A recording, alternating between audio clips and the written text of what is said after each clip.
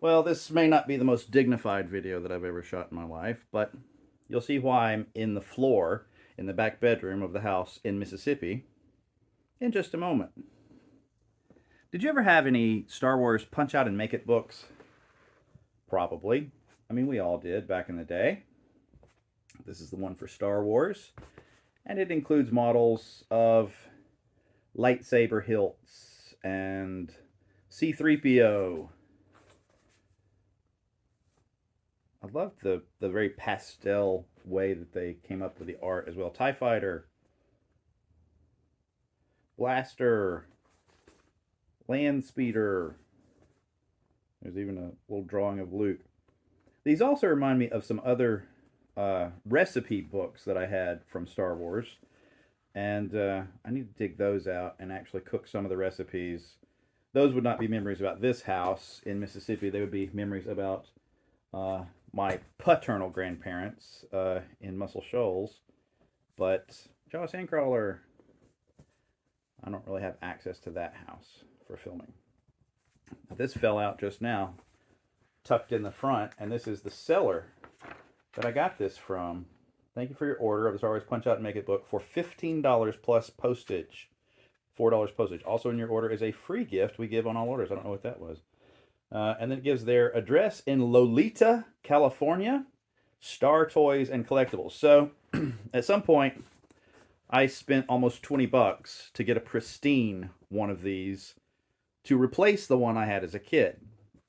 Because yes, I put all these models together as a kid and built them all and tried, to hang on to the paper models for a long time. But eventually you just have to throw out your paper snow speeder and your paper Dagobah playset, Yoda's hut, Yoda's dwelling, and your paper Tauntaun, and your paper AT-AT. So yeah, I had them, I put them together. This one includes some rubber bands, must be for that blaster that slings things in the back. And this one looks like I paid $17.64. Holy cow. I paid $17.60 for this in 1993. So that's a year after I graduated college. So yeah, that tracks. Wow. Man, I just started working.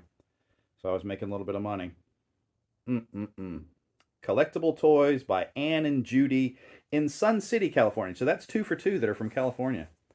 Let me see if there's a receipt in this Return of the Jedi Punch Out and Make It book. I know I still haven't explained why I'm laying in the floor.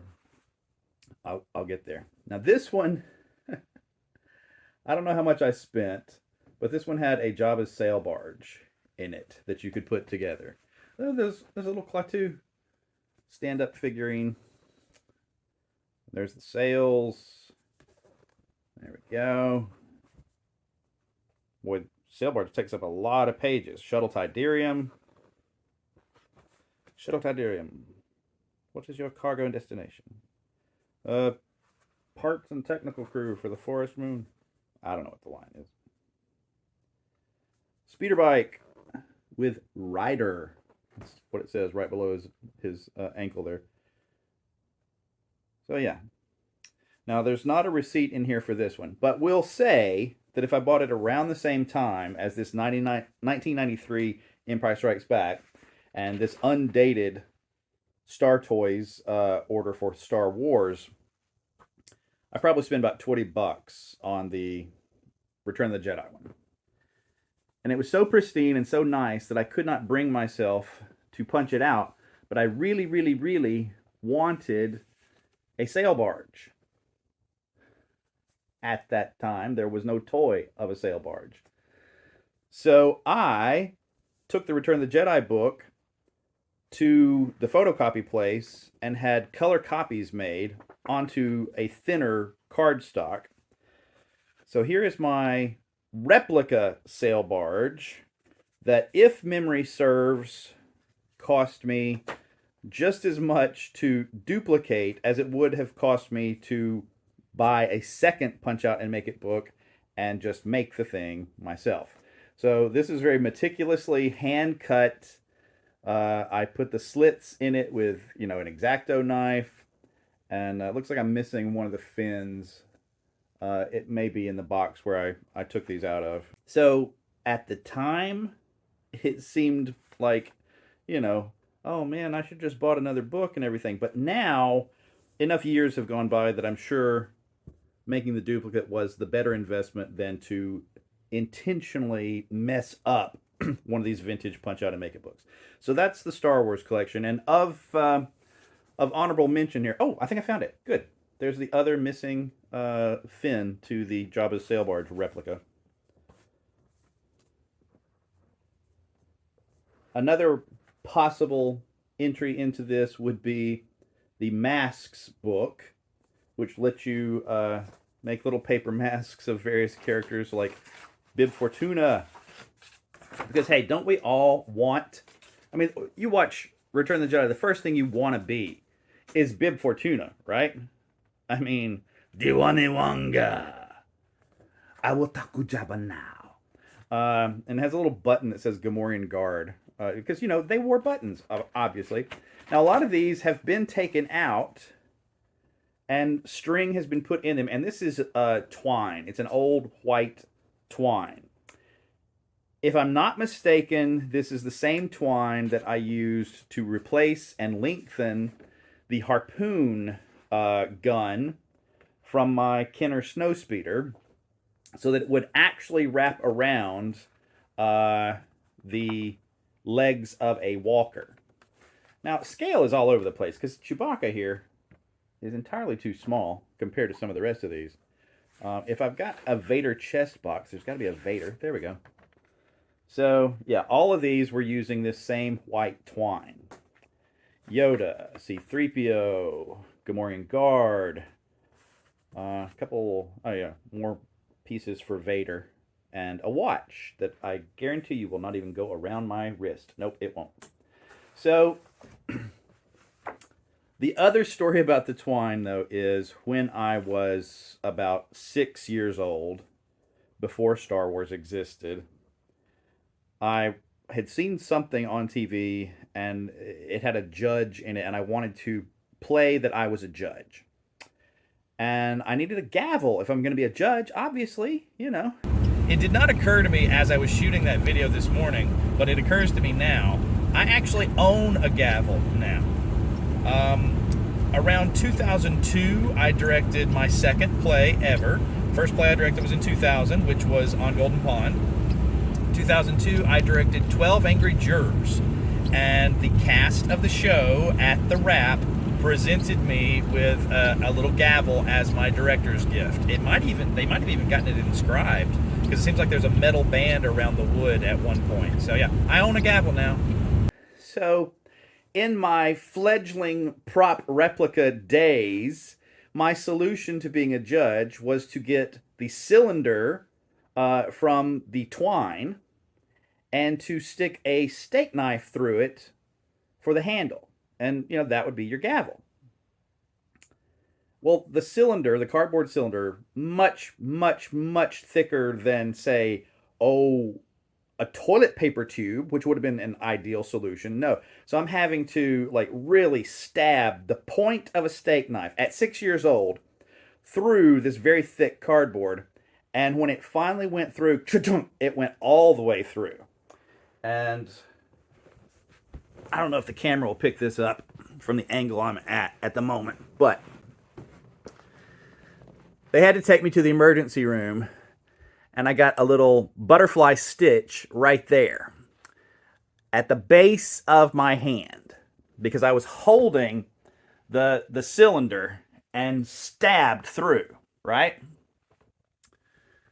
Now that's age 6, and here's the scar, which has moved up my arm to that position right there in the past 46 years. I've literally watched that scar track And every year it gets a little further away from my wrist and a little further up my arm. So, I don't know. It's one of those crazy things. So that's got us through Star Wars Empire Jedi now. But there were other Punch Out and Make It books in my lifetime.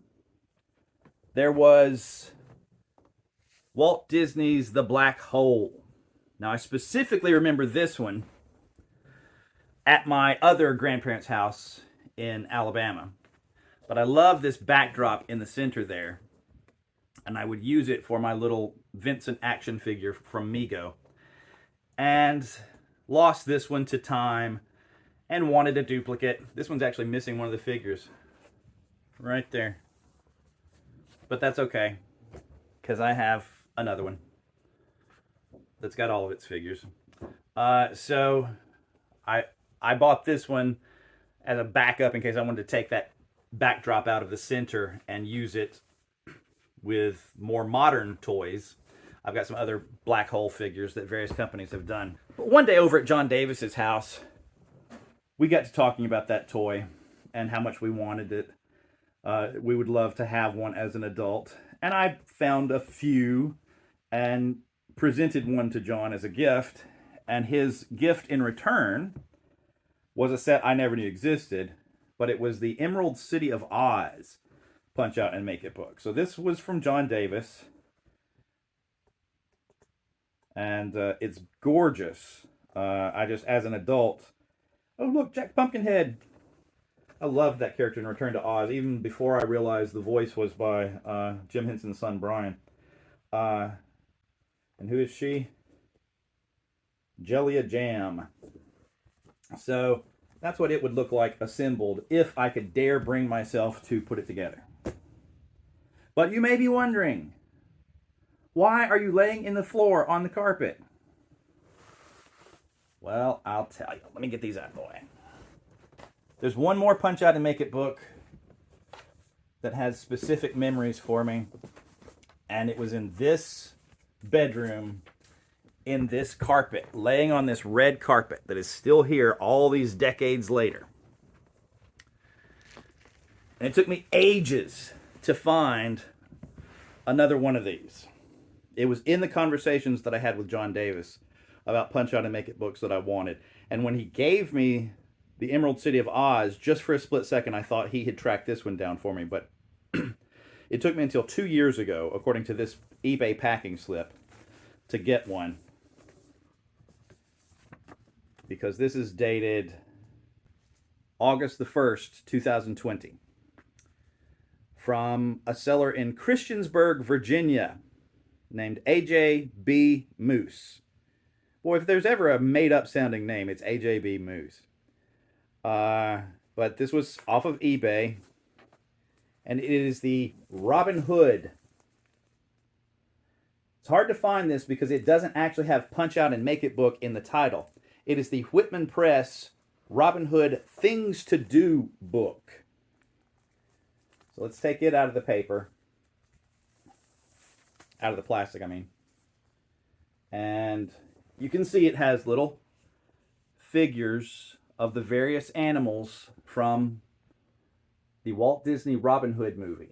It also has masks, finger puppets, a carriage that you can put together, and a castle that you can build. Coloring book pages, sticker pages. There's the stickers. Here are some little finger puppets. So, yeah, I had this long before I had any of those. This was my first Punch Out and Make It book that I recall. And whatever year that movie came out, was it 74? But I remember laying right here and putting that castle together and having those little paper figures in this exact spot. Years before Star Wars existed. So yeah, that's a very, very old memory of mine from in this house, is the Robin Hood Things to Do book by Whitman Press. So that was one of those that when you finally held it again, it just transported you, you know. And so to bring it here and look it over, yeah, I'm tempted to run it to a photocopy place and make some copies. One more punch out and make it book, and then I'll call it a day.